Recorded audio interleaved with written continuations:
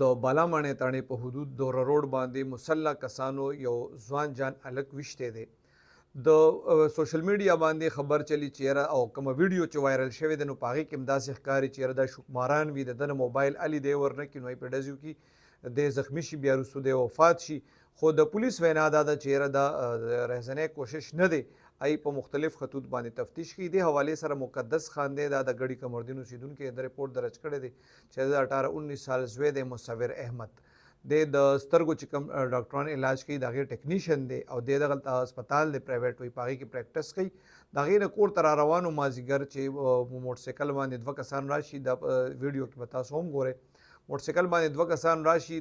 د سره پیل چې لاسو جنګ ښکاري داسې چې دنه موبایل لیده ولا نه ورکوي ای په ډزو کې دی ولګي بیا زخمي وي دی بیا ساه ورکړي ملزمان وتښتي. دې حوالې سره ما تاسو چې ویل د پولیس وینا دا ده چې یاره دا شوکه نه ده او سوشل میډیا باندې هم چې کومې خبرې چلی او دا ویډیو هم چې تاسو وګورئ نو د هغې نه ښکاري داسې چې یاره دا شکماران او د ده نه موبایل الي. خو پولیس وي هغې په مختلف خطوط باندې تفتیش هم شروع کړی دی او د دې فیملی سره به هم انشاءالله سبا زه میلاویږم نو بیا به واضح صورتحال چې کوم دی هغه به تاسو سره شیر کوم.